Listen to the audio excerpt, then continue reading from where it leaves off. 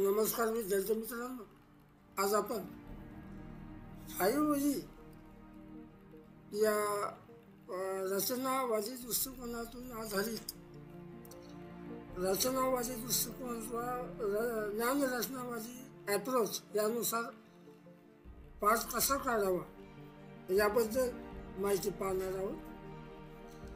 विद्यार्थी मित्रांनो, हा व्हिडिओ एकदम आपल्याला 5G लेसन कसा काढावा याबद्दल मार्गदर्शन करण्यासाठी मी तयार करत आहे. त्यासाठी माझी अशी विनंती आहे की तुम्ही जर माझ्या या यूट्यूब चॅनलला नवीन असाल तर या यूट्यूब चॅनलला सबस्क्राईब करायला विसरू नका. माझ्या या यूट्यूब चॅनलचं नाव आहे मित्रांनो GMG चर्चित इझी. चला आपण पुढे जाऊया. तर हा जो 5G मॉडेल जो आहे, मी यापूर्वी एक व्हिडिओ तयार झाला होता. 5Gच्या पायऱ्या कोणत्या आहेत, त्याच्या स्टेजेस कोणत्या आहेत. आपल्याला आज प्रत्यक्षामध्ये पाठ काढताना कोणकोणत्या खबरदारी घ्यायच्या, कोणकोणत्या उपाययोजना किंवा काय म्हणू आपण त्याला, कोणकोणती स्टेजेसमधून आपल्याला जायचे याविषयीचा हा व्हिडिओ आज थोडासा जास्त अवधीचा होईल, पण तो माहिती खूप असेल यामध्ये. तर हा व्हिडिओ शेवटपर्यंत तुम्ही पहा. जाऊया आपण पुढे. तर आपल्याला आज पाहिजे की 5G किंवा 5E इंग्रजी अक्षराची जी ई आहे त्या ईनुसार 5G कोणती आहे आणि त्या 5Eनुसार आपल्याला पाठ कसा काढायचा याविषयीची माहिती आपण पाहूया. 5Gमध्ये मी यापूर्वी सांगितल्याप्रमाणे मित्रांनो, ते म्हणजे पहिला ई जो आहे तो आहे लँग्वेज. पहिला ई जो आहे तो आहे एंगेज करणे. दुसरा ई आहे तो म्हणजे एक्सप्लोर करणे. तिसरा ई आहे तो म्हणजे एक्सप्लेन करणे. चौथा ई आहे तो म्हणजे एलॅबोरेट करणे.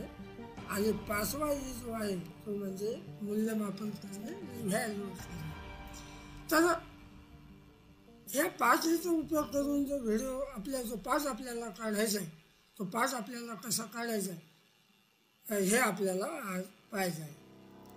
बघा, 5Gमध्ये पहिला जो ई आहे तो म्हणजे एंगेज, गुंतवून ठेवणे. 5Gमधला पहिला जो ई आहे तो म्हणजे एंगेज करणे किंवा गुंतवून ठेवणे. आता हे एंगेज करणे किंवा गुंतवून ठेवणे म्हणजे पहिलं आपण जी पाठाची सुरुवात करतो त्यामध्ये सुरुवातीला आपण प्रस्तावना करतो. आपण जे पारंपरिक पद्धतीचे पाठ घेतो त्यामध्ये आपण प्रस्तावना करतो. तर यामध्ये पहिली जी पायरी आहे, पहिली जी स्टेज आहे 5Gमध्ये, ई म्हणजे इंग्रजी अक्षरापासून जे नावं तयार होतात त्याच्यामधून ह्या पायऱ्याला नावं पडलं किंवा या स्टेजला नाव पडलं, या ॲप्रोचला नाव पडलं 5G ॲप्रोच. तर यामध्ये पहिला जो ई आहे तो म्हणजे एंगेज, गुंतवून ठेवणे.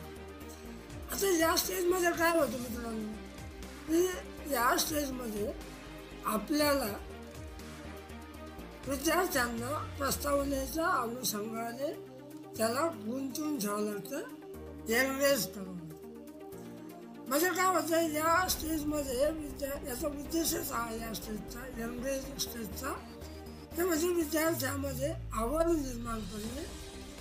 त्यामध्ये त्याचे आधीचे जे हे असतील त्यामध्ये त्या सहभागी करून घेणं आणि सहभागी केल्यानंतर त्याचं जे काही पूर्वज्ञान असेल त्या पूर्वज्ञानावर आधारित त्याला नवीन ज्ञानाकडे घेऊन जाण्यासाठी गुंतवून ठेवणं किंवा एंगेज करणं.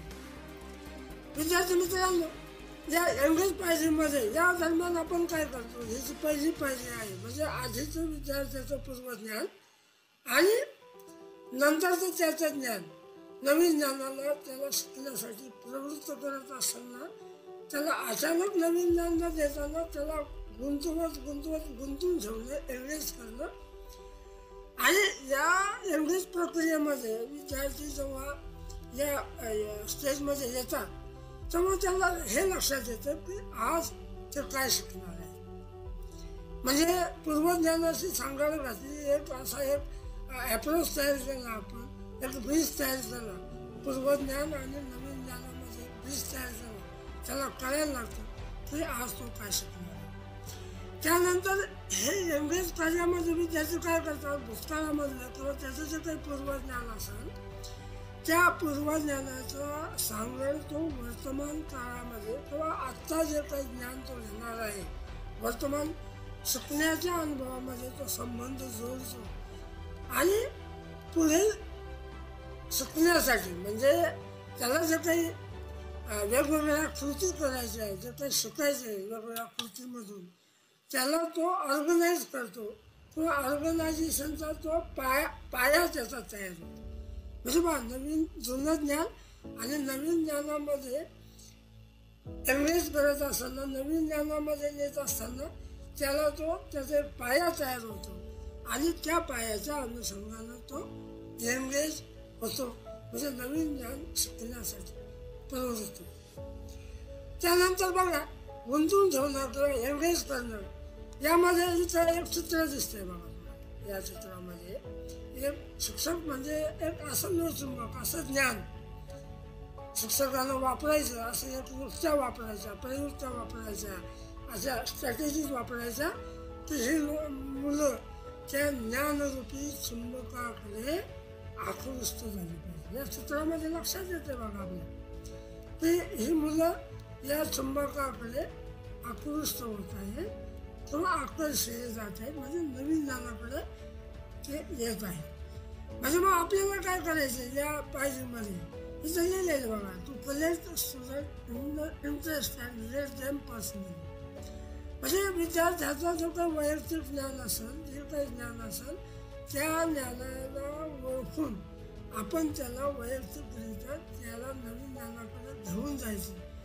म्हणजे याच्यामध्ये आधीचं ज्ञान कामं येतं पूर्वज्ञान, त्यानंतर त्याच्यामध्ये इच्छा तयार होते, नवीन ज्ञान घेण्याची अभिलाषा तयार होते, त्यानंतर त्याच्यामध्ये एक ब्रिज तयार होतो, मागचं ज्ञान म्हणजे पूर्वज्ञान आणि नवीन ज्ञानमध्ये ब्रिज तयार होतो आणि मग त्याला तो फोकस करतो, एक स्ट्रक्चर तयार होतं आणि त्या स्ट्रक्चरमधून तो नवीन ज्ञान घेण्याकडे जातो. तर या पायरीमध्ये काय करायचं आहे आपल्याला या स्टेजमध्ये इंग्रज स्टेजमध्ये किंवा गुंतून ठेवण्याच्या स्टेजमध्ये तर याला आपल्याला गुंतून ठेवायचं. गुंतून ठेवता ठेवता असा एक आकृतीबंध तयार करायचा, अशी संरचना तयार करायची जेणेकरून तो नवीन ज्ञानाकडे जाण्यास प्रवृत्त होईल, त्याचं मन तयार होईल, ॲक्टिव्हिटीसाठी तयार होईल.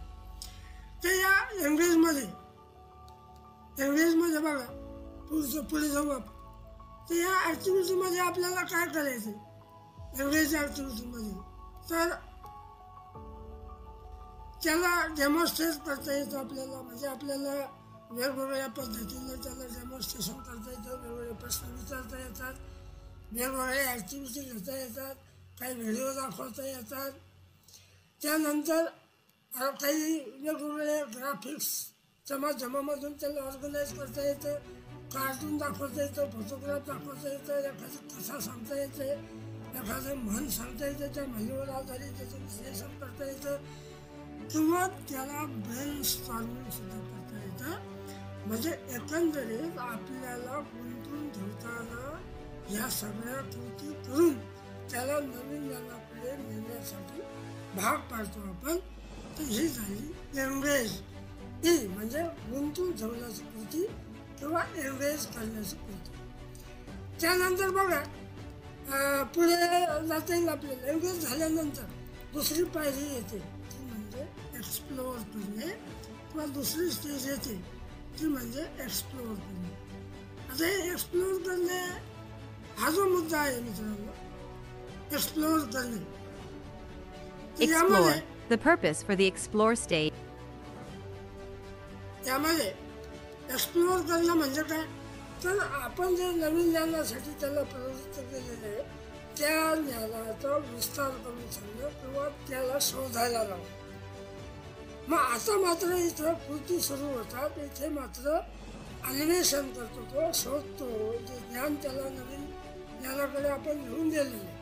मग आता त्याला त्याच्यावर सोडून देतो आपण, ते आता तुम्ही शोधा, अन्वेषण करा, म्हणजे एक्सप्लोअर करायला सांगतो. ही स्टेज आहे 2 नंबरची, ती म्हणजे एक्सप्लोअर. आता या एक्सप्लोअर स्टेजचा उद्देश काय असतो, की त्याला विद्यार्थ्यांना या विषयामध्ये सहभागी करून घेणे, त्याचं ॲक्टिव्ह पार्टिसिपेशन करून घेणे, त्याला स्वतःला ते करायला लावणं. आणि हे करत असताना या नवीन ज्ञानाच्या बाबतीमध्ये त्याची स्वतःची समज किंवा अंडरस्टँडिंग तयार होते. त्याला तशी संधी तयार करून देणं, त्याला संधी उपलब्ध करून देणं, हे शोधणं किंवा अन्वेषण किंवा एक्सप्लोरेशन या स्टेजमध्ये आपल्याला करावं लागतं. आता एक्सप्लोरेशन शोधणं या शब्दामध्येच आलं तर या स्टेजमध्ये विद्यार्थी काय करतो, वेगवेगळ्या घटना, वेगवेगळ्या साहित्य याच्याशी तो इंटरॅक्ट करतो, गटागटामध्ये इंटरॅक्ट करतो, त्याला वेगवेगळ्या संधी उपलब्ध करून दिल्या जातात. आणि तो कधी गटामध्ये काम करतो, कधी एकत्र काम करतो, कधी सामायिक गटामध्ये काम करताना एक दुसऱ्याशी अनुभव शेअर करतो त्या गटामध्ये. म्हणजे असा एक सेट तयार होतो तिथं गटाच्या कामाचा.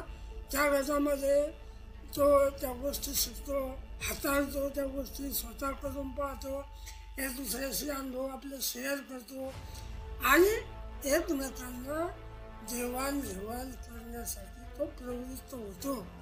हे त्या गटामध्ये अन्वेषण करत असताना तो करतो. आता हे गटाचं काम जेव्हा सुरू असतं, हा टास्क अन्वेषण नावाचा किंवा एक्सप्लोर नावाची स्टेज जेव्हा सुरू असते, तेव्हा शिक्षक त्या ठिकाणी सूत्रधार म्हणून काम करतो. शिक्षक त्या ठिकाणी वेगवेगळं साहित्य पुरवतो आणि विद्यार्थ्याचं लक्ष त्या गटाकडे, त्या कार्याकडे, त्या टास्ककडे केंद्रित करतो. त्या ठिकाणी एखादा प्रश्न विचारता येतो, त्याचा डाटा ॲनालिसिस करता येतं किंवा गटासमोर एखादा अभ्यासपूर्ण विचार मांडता येतो, जेणेकरून तो गट काम करेल, तो गट पुढे जाईल.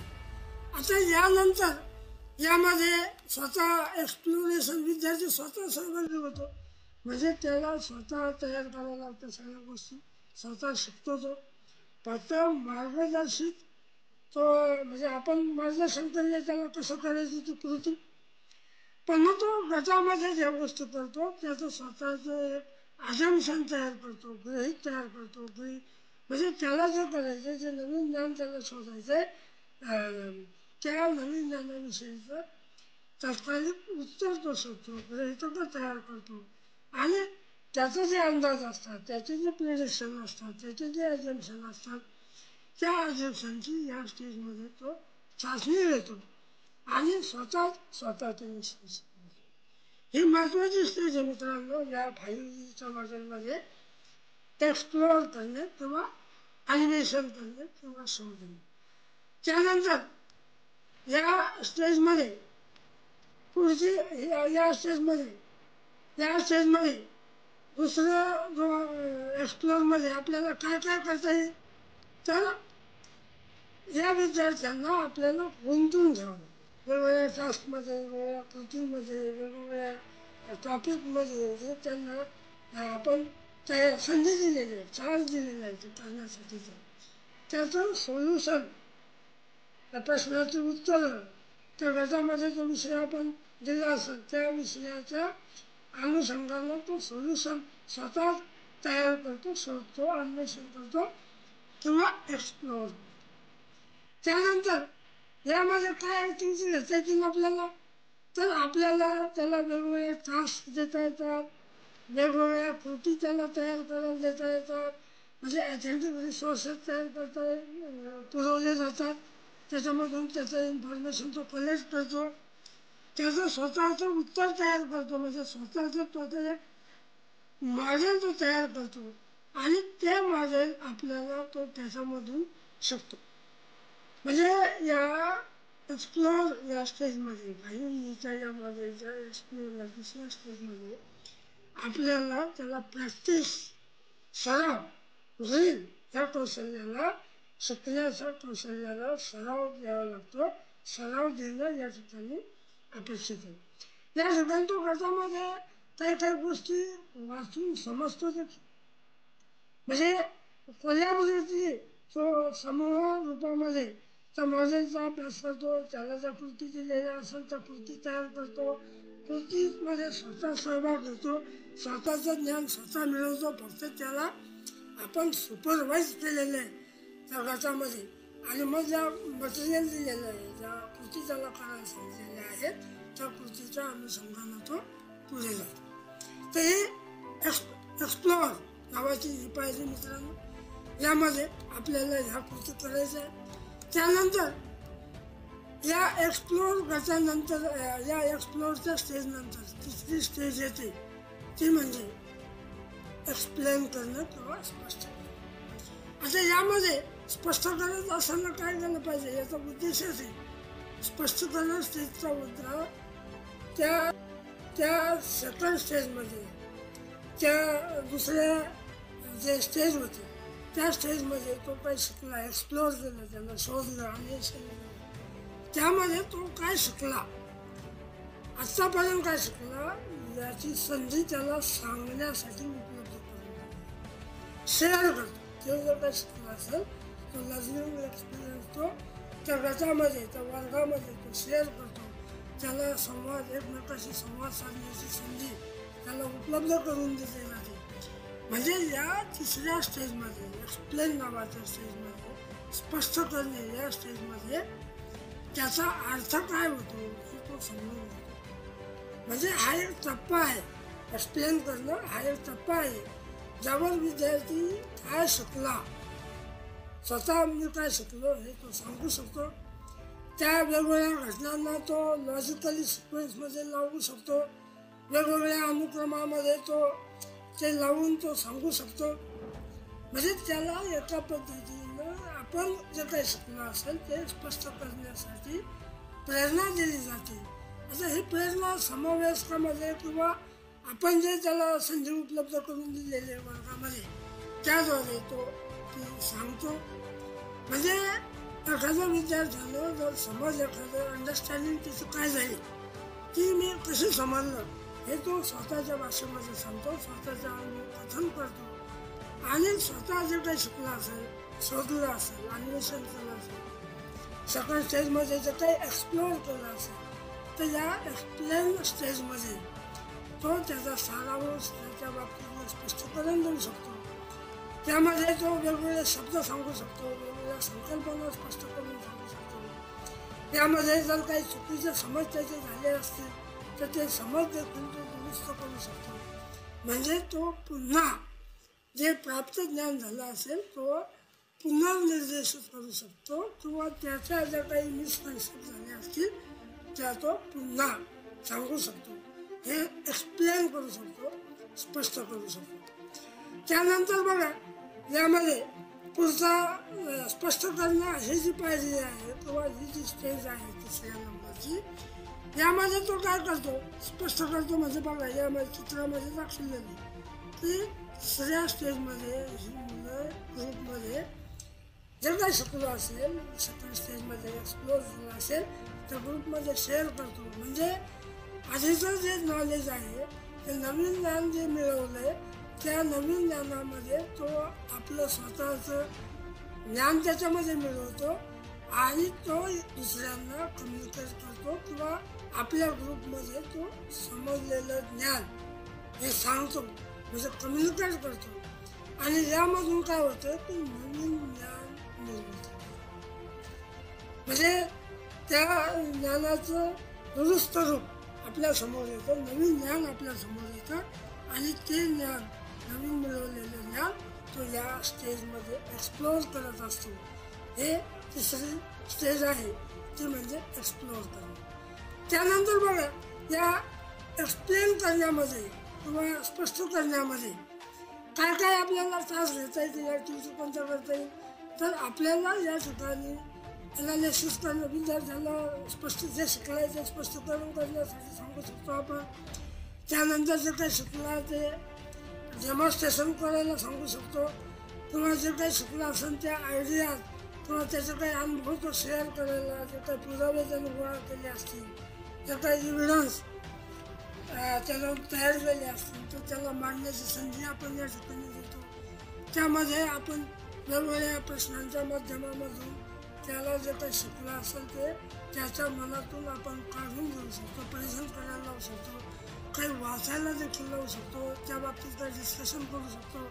जे समजलंय या बाबतीमध्ये एखादा टास्क आपण त्यांना देऊ शकतो. पुन्हा म्हणजे आपल्याला फर्दर क्वेश्चन, आपल्याला काही एक्सप्लेनेशन याला देता येतं.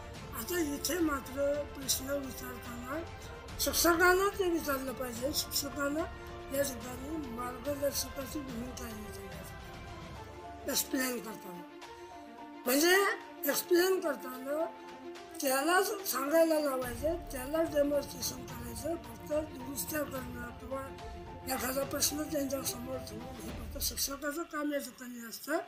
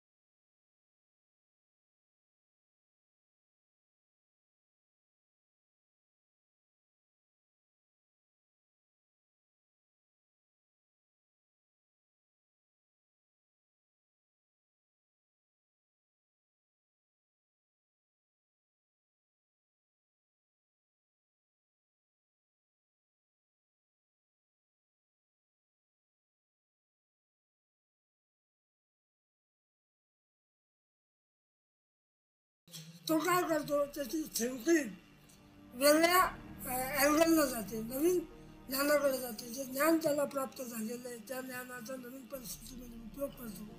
आणि नवीन परिस्थितीमध्ये उपयोग करताना जे काही प्रॉडक्ट त्याच्या समोर राहील, जे काही आउटपुट त्याच्या समोर राहील, जे काही निष्कर्ष असतील, तो त्या आपल्या स्वतःच्या अनुभव विश्वाशी जोडून पाहतो. आणि पुन्हा ते अनुभव, आलेले नवीन ज्ञानाचे अनुभव ते तपासून पाहताना तो समजून घेतो आणि तो कम्युनिकेट करतो, जे दुसऱ्यांना पुन्हा सांगतो. हे झालं इलॅबोरेट करणं किंवा विस्तार करणं, विस्तृत करणं. आता यानंतर बघा, विस्तृत करत असताना आपल्याला काय करता येईल, काय ॲक्टिव्हिटी घेता येतं, ते आपल्याला हे जे ज्ञान त्यानं मिळवलेलं आहे ते ज्ञान नवीन परिस्थितीमध्ये आपण नवीन परिस्थितीमध्ये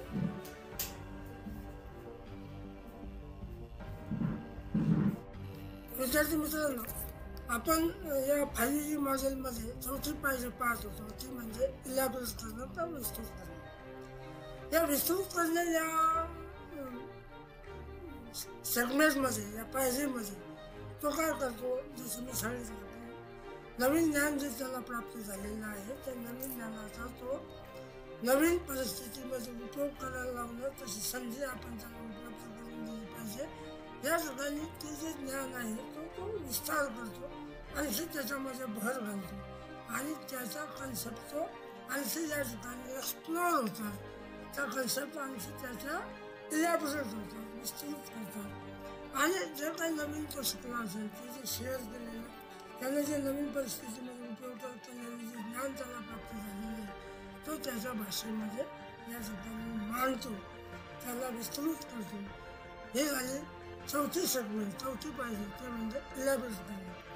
आणि पाचवी पायरी आहे मित्रांनो, ते म्हणजे मूल्यमापन करणे, शेवटची पायरी. आता या सेगमेंटमध्ये, मूल्यमापनमध्ये, या सेगमेंटमध्ये आपल्याला काय करायचं की तो विद्यार्थी काय शिकला, कसा शिकला, त्याचं वेगवेगळ्या माध्यमामधून, वेगवेगळ्या स्टेजेसमधून, वेगवेगळ्या स्ट्रॅटेजीचा वापर करून आपण त्याचं मूल्यमापन करतो.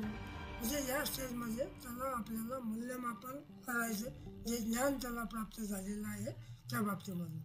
तर ही शेवटची पाहिजे मित्रांनो, शेवटची स्टेज आहे, शेवटचं हे सेगमेंट आहे. पण या मूल्यमापनामध्ये आपण काय करतो की विद्यार्थी काय शिकला आहे, त्या मूल्यमापन टप्प्याचा उद्देश असा असतो की विद्यार्थ्यालाही त्याची मदत होते, विद्यार्थी काय शिकलाय, किती शिकला, किती प्रमाणामध्ये त्याची उद्दिष्ट साध्य झालेली आहे. आणि शिक्षकांसाठी उपयोगाचं असतं की विद्यार्थी, आपले विद्यार्थी किती शिकले. विद्यार्थ्याला स्वतःलाही कळतं की आपल्याला काय समजलं, किती समजले. शिक्षकालाही कळतं की आपल्या विद्यार्थ्यांना आपण जो मुद्दा विद्यार्थ्यांना या 5Gच्या नुसार शिकवला आहे किंवा शिकवण्यासाठी आपण त्याला जे काही सुविधा दिल्या त्यामध्ये तो काय शिकला. म्हणजे हे अंतिम हा सेगमेंट, हे अंतिम उपाय जे आहे, म्हणजे हे शिक्षकाला किंवा विद्यार्थ्याला निर्धारित करता येईल की त्याला त्या संकल्पना किती समजल्या आहेत किंवा नाही हे पाहण्यासाठीची ही पायरी आहे मूल्यमापन, इव्हॅल्युएशन. पण यामध्ये काही आपल्याला रुब्रिक्स वापरता येतील, काही कोडे वापरता येतील, काही आपल्याला ऑब्झर्वेशन करता येतील, विद्यार्थ्याचा इंटरव्ह्यू घेता येतील, त्याला काही पोर्टफोलिओ जो दिला आहे त्याचं मापन करता येतील, प्रकल्प देता येतील. एखादा प्रॉब्लेम सॉल्व्हिंग मेथड वापरून आपण ते मोजू शकतो. आणि म्हणजे एकंदरीत काय की विद्यार्थ्याला किती समजलं, त्याची खोली, त्याची डेप्थ आपल्याला या ठिकाणी मोजता येते, त्याची डेप्थ आपल्याला या ठिकाणी घेता येते. या ठिकाणी आपल्याला एखादा व्हिडिओ सुद्धा वापरला जाऊ शकतो, वापरता येतो. वेगवेगळे जर्नल्स वापरता येतात, काही आकृत्या काढता येतात, काढायला लावता येतात, काही मॉडेल्स आपल्याला डेव्हलप करता येतात, दाखवता येतात. म्हणजे एकंदरीत त्याला जे काही समजलं असेल तो वेगवेगळ्या मॉडेलच्या माध्यमामधून, वेगवेगळ्या चित्राच्या माध्यमामधून, वेगवेगळ्या जर्नलच्या माध्यमामधून, वेगवेगळ्या प्रकल्पाच्या माध्यमामधून, वेगवेगळ्या प्रॉब्लेम सॉल्व्हिंग मेथडच्या माध्यमामधून, वेगवेगळ्या निरीक्षणाच्या माध्यमामधून, वेगवेगळ्या प्रकल्पाच्या माध्यमामधून जे काही त्याला जे मिळालेलं आहे ते इथं प्रत्यक्ष रूपामध्ये त्याचं आपण मूल्यमापन करतो. तर हे मूल्यमापन नावाचं आहे 5Gच्या मॉडेलमध्ये आहे शेवटचं सेगमेंट. यामध्ये एकंदरीत काय तर आपल्याला स्टुडंट इथं लिहिलं पहा, student demonstrate their understanding of the concept. तो जे काही कन्सेप्ट शिकला असेल त्या कन्सेप्टला इथं तो निदर्शन करतो, सांगतो आणि त्याचं आपण या ठिकाणी मूल्यमापन करू शकतो. तर हे 5G मॉडेलमधलं ज्ञान रचनावादी जो अप्रोच आहे त्यामधला हा हे शेवटची सेगमेंट या ठिकाणी मी सांगितलं तर वेगवेगळे टास्क आपल्याला स्वतःमध्ये तो सांगू शकतो, स्वतः मूल्यमापन करू शकतो, पीआरमध्ये त्याचं मूल्यमापन होऊ शकतो, शिक्षकाद्वारे त्याचं मूल्यमापन होऊ शकतो, त्याला जे काही शिकलं ते डेमॉन्स्ट्रेशन करू शकतो, जे काही समजलं त्याला नवीन कन्सेप्ट ते सांगू शकतो, त्या नवीन कन्सेप्टचं आपण काय कसं कृती तो करतो त्याचं ऑब्झर्वेशन करू शकतो, त्याचे रिस्पॉन्स नोंदवू शकतो. म्हणजे त्याला जो काही प्रॉब्लेम असेल त्या प्रॉब्लेमच्या सिच्युएशननुसार तो कसा वागतो हे देखील आपल्याला पाहता येतं आणि एक्सपेरिमेंटल इन्क्वायरी देखील आपल्याला या ठिकाणी करता येते. तर विद्यार्थी मित्रांनो, अशा पद्धतीनं हे 5E मॉडेलचं आपण आज याचा माहिती पाहिलेली आहे. 5E मॉडेलमध्ये आपल्याला पहिला जो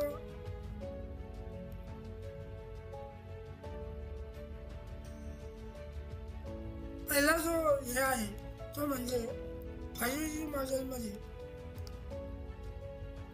हे जे आपण हे पाहिलं 5Eच्या याच्यानुसार, तर या 5E मॉडेलमध्ये पहिला जो ई आहे याची माहिती आपण पाहिली. पहिला जो ई आहे तो म्हणजे इंग्लिश, तो म्हणजे इंग्लिश करणं. दुसरा जो आहे तो म्हणजे एक्सप्लोर करणं. पहिला आहे इंग्लिश करणं, दुसरा आहे एक्सप्लोर करणं, तिसरा सेगमेंट तिसरी पायरी एक्सप्लेन करणं, चौथी पायरी आहे इलॅबोरेट करणं आणि पाचवी पायरी आहे ती म्हणजे इव्हॅल्युएशन करणं, मूल्यमापन करणं. या पाचही पायऱ्यांचा वापर करून, पाचही सेगमेंटचा वापर करून आपल्याला 5E नुसार किंवा कन्स्ट्रक्टिव्हिस्ट ॲप्रोचनुसार, ज्ञानरचनावादी ॲप्रोचनुसार आपल्याला पाठ काढणं एकदम सोपं होईल. असा प्रयत्न आपण जर केला, या व्हिडिओमध्ये सांगितलेल्या अनेक गोष्टीमधून या 5 पायऱ्यांच्या प्रमाणे मी ज्याप्रमाणे सांगितलं त्याप्रमाणे पाठ काढण्याचा तुम्ही जर प्रयत्न केला तर तुम्ही आपल्या विषयाचा चांगल्यापैकी पाठ आपण पाहू शकता, काढू शकता. आणि त्यात आता मी हे उदाहरणादाखल काही उदाहरणं दिली, यामध्ये तुम्हाला जर काही नवीन सुचत असेल त्यामध्ये तुमच्या अनेक कल्पनाचा वापर करून तुम्ही चांगला पाठ आपण काढू शकता, अशी मी या ठिकाणी आपल्याला खात्री देतो आणि या ठिकाणी थांबतो. धन्यवाद.